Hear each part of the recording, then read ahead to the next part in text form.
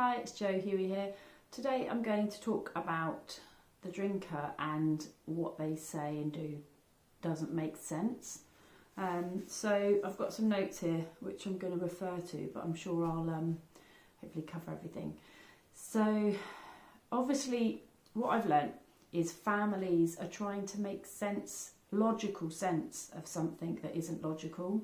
And one of the things that I think I hear the most from families is, how can they put the alcohol over me? And obviously logically that makes sense, doesn't it? Why would somebody choose to put alcohol over their children or their relationship or their work? Why would they do that? Doesn't make any sense at all. And families can spend, and friends and colleagues and people around them can spend quite a long time and quite a lot of energy trying to work that out, trying to come up with all sorts of reasons and justifications as to why this person is throwing their life away, as family members and outsiders see it, for alcohol.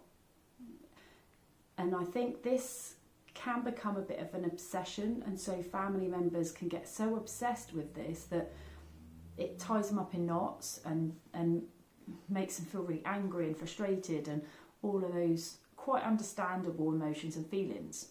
So for me, like I say, it's not a logical situation, it's not a logical thing, so we can't solve it with logic. I think that in the most part, people that have got a dependent issue with alcohol have experienced some sort of trauma in their life. They may not know what that is, and they may not be able to describe that trauma. They may not be able to identify with that. That's not to say it didn't happen. And so it's understandable to me, as somebody that's been able to kind of go through it, come out the other end, have some distance, do some work, and then work with people with alcohol misuse problems. I can see now how it makes sense, how every addiction makes sense to the person at the time. It serves a purpose, and no one chooses to be dependent. It just evolves for lots of reasons and over time. So also, no one can actually know what goes on in somebody else's head, so I think it's important for us to stop guessing and assuming why someone is or isn't doing something. And I think that in terms of the secrecy that comes along with alcohol misuse, again, I think that's understandable, because if you look at how the families understandably respond, they might be angry at the person, they might go on at them, they might beg them to stop, again, understandably so. But from the drinker's perspective, all they're hearing is a lot of this and not much compassion and understanding sometimes.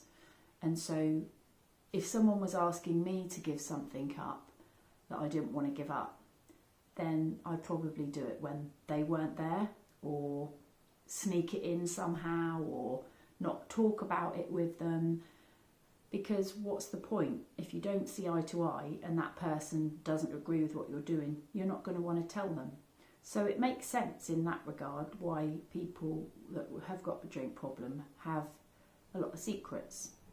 Also with that, there's a lot of shame. So they feel a lot of shame about their behaviour, their actions. They don't want to attract more pressure and more criticism. So it's better to just not say anything, or to hide it, or to isolate. So what else have I got?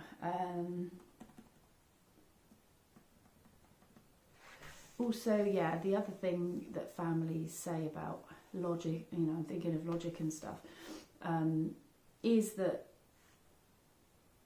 they think that the person can just have one. Why can't you just have one drink? Why do you have to have 10?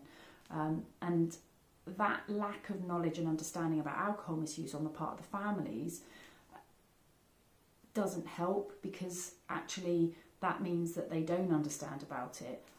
And I guess quite rightly so, unless somebody's educated them about it, why would they know? But if somebody's got a dependent issue on alcohol, they aren't going to be able to have that one drink, those 2 drinks and stop. They don't have the ability to do that.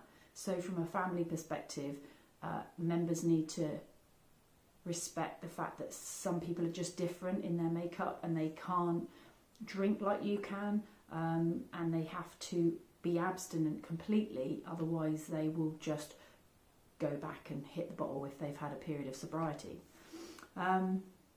So what else?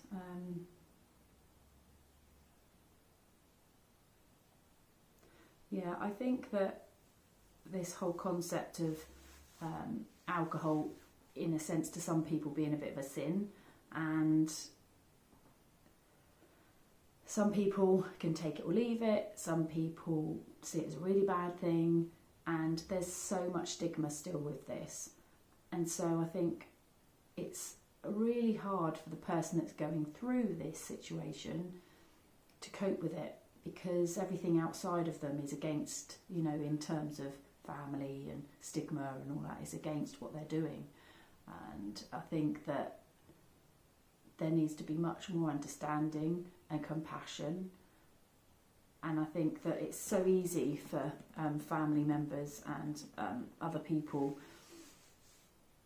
to have this very logical view of it and to think, well, it's your choice and all of those things that people say. But actually with that attitude and opinion, it doesn't lend itself to be compassionate to the person that's struggling.